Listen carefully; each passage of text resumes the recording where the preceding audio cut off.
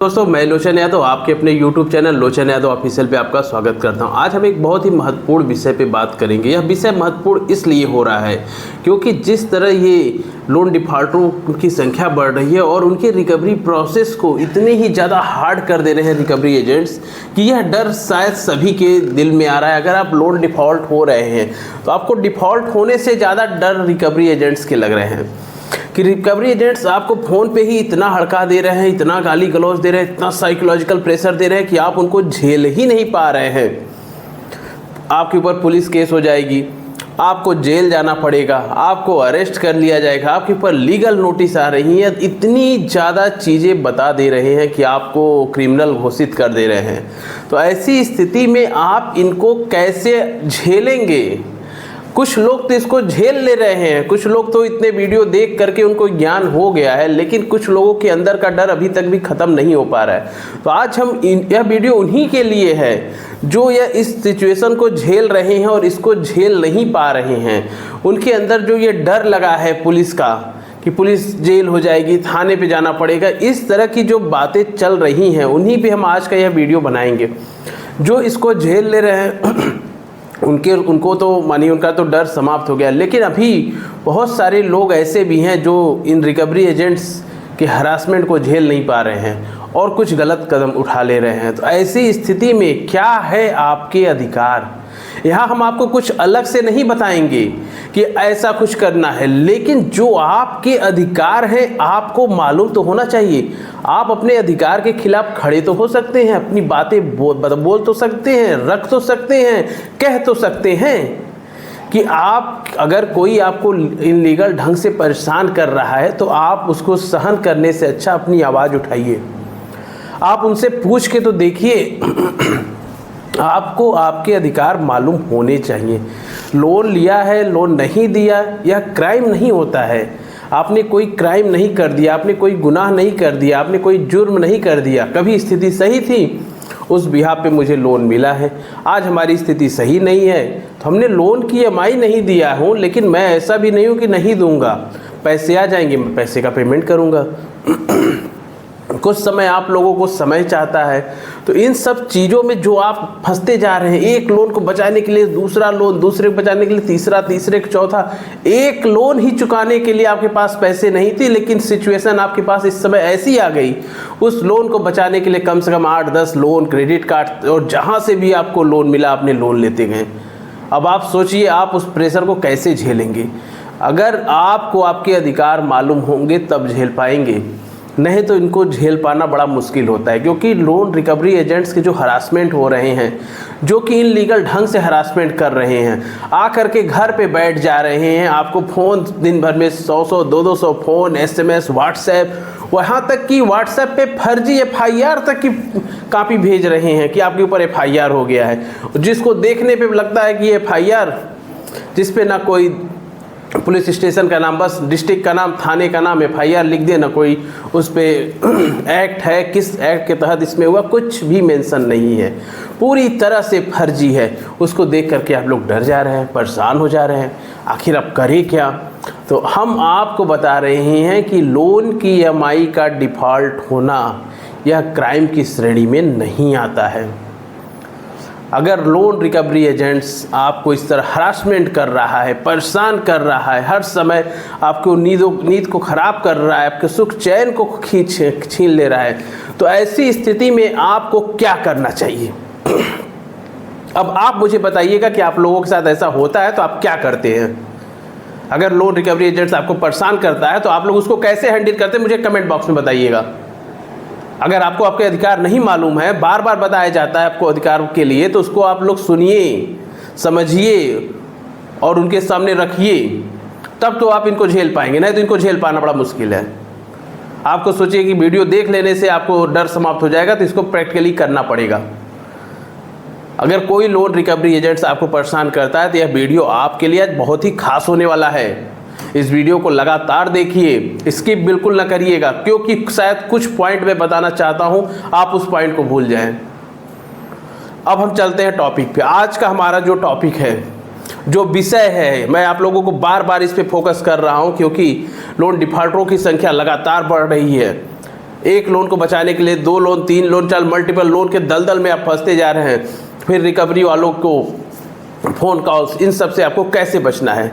देखिए, आपने loan default कर दिया, आपके पास अब पैसे देने के लिए नहीं है।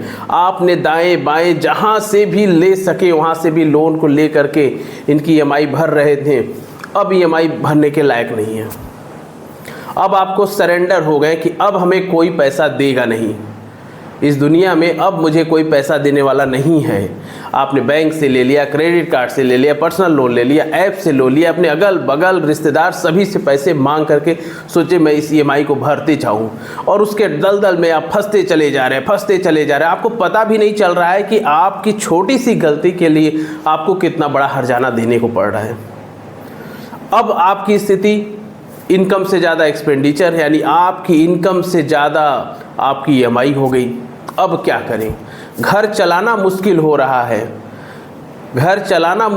है, उसमें ईएमआई का प्रेशर, रिकवरी एजेंट्स का प्रेशर। जिस डेट पे ईएमआई की डेट होती है उस डेट पे आपकी सिचुएशन क्या होगी मैं जानता हूँ, क्योंकि लोन की ईएमआई की डेट एक बहुत ही बड़ा प्रेशर होता है, ऊपर से रिकवरी वाले का प्रेशर। तो अब आपको क्या करना है? अगर कोई रिकवरी एजेंट्स आपको इलीगल ढंग से परेशान करता है तो उसकी कंप्लेन आप कर सकते हैं, ना कि वो आपकी कंप्लेन करें।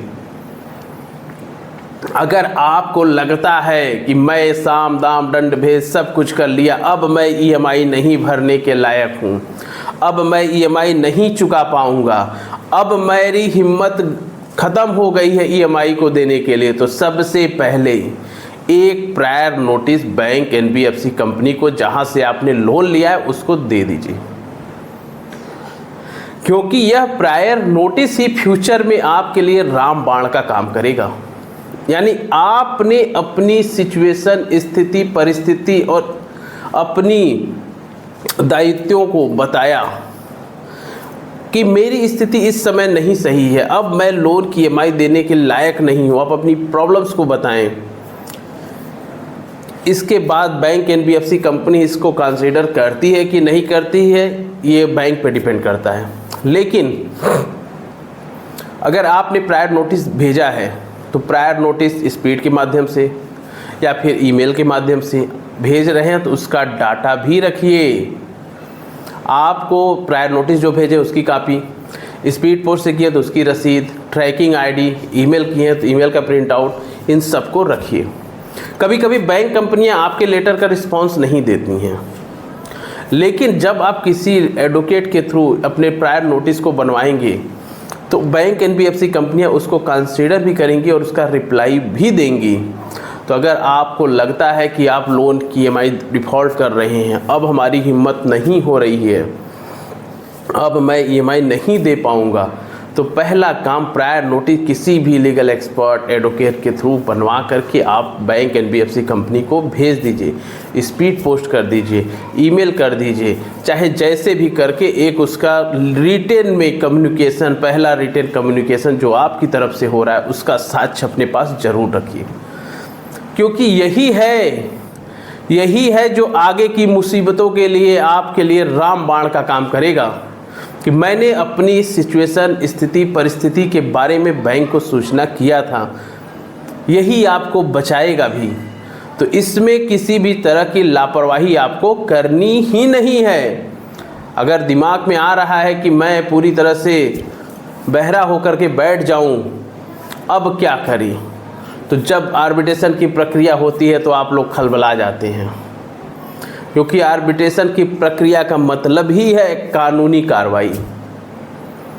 जैसे ही आप लोन डिफ़ॉल्ट करते हैं, पहले मंथ की ईएमआई डिफ़ॉल्ट करेंगे तो आपके ऊपर फ़ोन रिमाइंडर्स कॉल्स आने शुरू हो जाते हैं। दूसरी की है phone plus home visit, recovery agents torture सब शुरू। तीसरी की है दोनों तेज, दोनों अंधाधुंध तेज। अब इसको कोई रोक ही नहीं पा रहा है, दिन में 100 कॉल, 200 कॉल। तो आपको परेशान होने की ज़रूरत थोड़ी है। फ़ोन आपका, सिम आपका, उसमें रिचार्ज आपके पैसे का। फ़ोन उठाना हो तो उठाइए, नहीं उठाना है मत उठाइए। अब तो ट्रू कॉलर्स पे खुद ही बता देता है कि किस फ़ोन को आपको उठाना है, किस फ़ोन को नहीं उठाना है। आप मत उठाइए, इग्नोर करिए। इग्नोर करेंगे धीरे धीरे फ़ोन कॉल्स कम हो जा रहे हैं। लेकिन अगर आप फ़ोन कॉल्स उठा भी रहे हैं तो उसमें आपको अभद्र भाषा का प्रयोग नहीं करना है। अगर मान लीजिए कोई महिला फ़ोन रिकवरी के लिए फ़ोन कर रही है तो आप अपनी तरफ से कभी भी अभद्र भाषा और गाली गलौज का प्रयोग मत करिएगा, इस बात को याद रखिएगा। उधर से आता है रिकॉर्डिंग कर लो, रख लो उसकी रिकॉर्डिंग। आपको बोलना ही तो है, थोड़ा कड़क भाषा का प्रयोग कर लिए, अभद्र भाषा का प्रयोग मत करिए और रिकॉर्डिंग रखिए आप उसकी। तो इन सब चीज़ों से आपको जानने की भी ज़रूरत है, समझने की भी ज़रूरत है। और लोन डिफ़ॉल्ट हो गया, रिकवरी एजेंट्स परेशान कर रहा है, इनलीगल ढंग से परेशान कर रहा है। जैसे कि आपको रात में आके 9 बजे बैठ जा रहा है, 10 बजे बैठ जा रहा है, बिना पैसे लिए नहीं जाएंगे, आपके घर पे आके गाली गलौज कर रहा है, धमकी दे रहा है, अड़ोस पड़ोस में परेशान कर रहा है, इंसल्ट कर रहा है, रास्ते में आपको परेशान कर रहा है, आपके ऑफिस में जा कर के परेशान कर रहा है, तो उससे पूछिए तो कि आप लीगल हो जो इतना मुझे परेशान कर रहे हो? आपको अथॉरिटी किसने दी? आपको अथॉरिटी किसने दी कि आप मुझे इस तरह का टॉर्चर कर रहे हो? अगर आप रियल में हैं, जेन्युइन हैं, रियल हैं, जेन्युइन हैं मतलब आप असली हैं, हिंदी में असली। अगर आप असली हैं, आपको बैंक ने भेजा है तो मुझे अथॉरिटी लेटर दिखाओ, होम विजिट लेटर दिखाओ मुझे कि मेरे यहाँ आज आपको आने के लिए अथॉरिटी मिली है।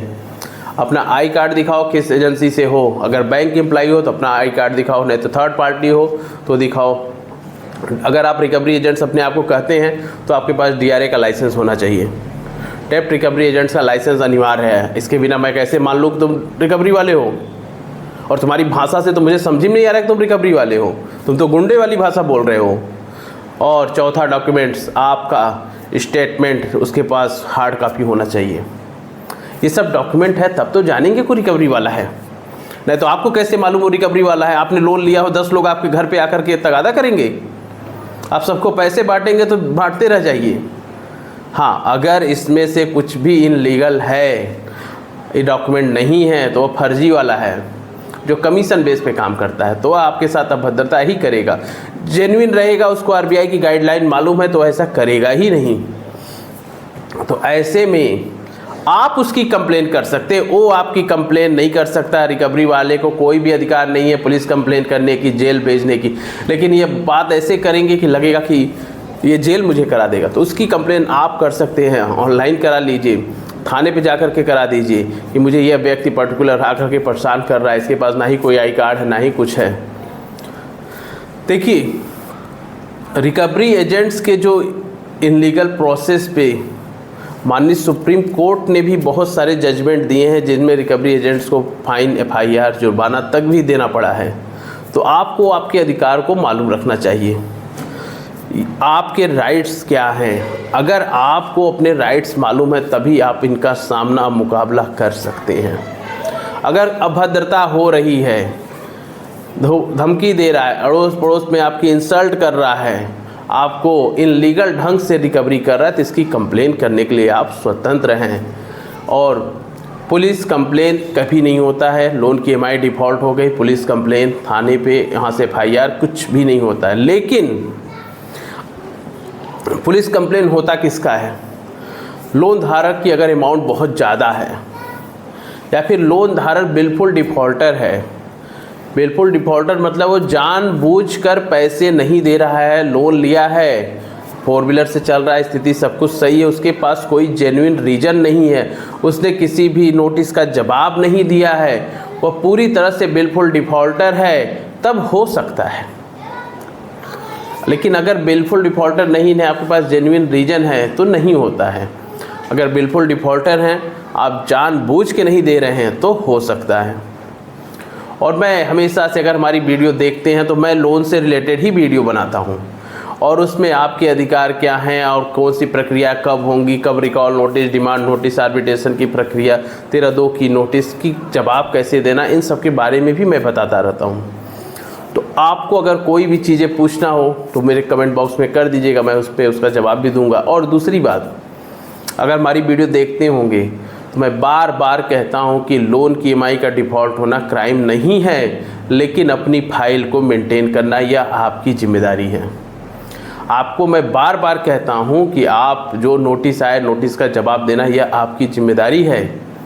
अगर आप नोटिस का जवाब नहीं देंगे तो कल कोई लीगल कार्रवाई होगी तो आपके लिए सरदर्द हो जाएगा।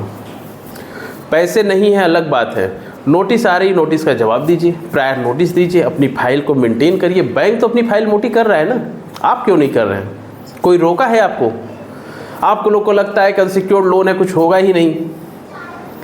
तो ऐसी स्थिति में तब बचेंगे जब आप नोटिसों का जवाब देंगे। पूरी तरह से गूंगे बहरे हो जाएंगे, अब सोचेंगे कुछ नहीं हुआ, आर्बिट्रेशन की नोटिस आई, अब परेशान, अब क्या करें, केस हो गया, अब क्या करें। तो जब सब कुछ नोटिस का जवाब दिए रहेंगे तभी बचेंगे। इसलिए मैं बार बार कहता हूँ, लोन की EMI का डिफ़ॉल्ट होना क्राइम नहीं है। अगर आपके पास पैसे हैं तो इनके पैसे दे दीजिए और अपनी फाइल को मजबूत करिए। कोई इसके लिए आपको बताएगा नहीं कि फाइल को मजबूत करिए, लेकिन यह काम आपका है। नोटिस आ रही है, नोटिस क्या भेजा, उसका ट्रैकिंग ID, इस अगर मेल किए हैं तो मेल का इस फोटो कापी, उसका फोटो स्टेट निकाल लीजिए। आप ट्रैकिंग हुआ, आपका लेटर डिलीवर्ड हुआ कि नहीं, उसको ट्रैकिंग ID से सर्च करके निकाल करके मेंटेन किया। कितना समय लगता है? कुछ नहीं लगता है। लेकिन लीगल ढंग से आप भी अपनी फाइल को मेंटेन करिए कि जिससे कभी भी कुछ मांगा जाए तो आप प्रस्तुत कर सकें। और प्रायर नोटिस तो रामबाण है।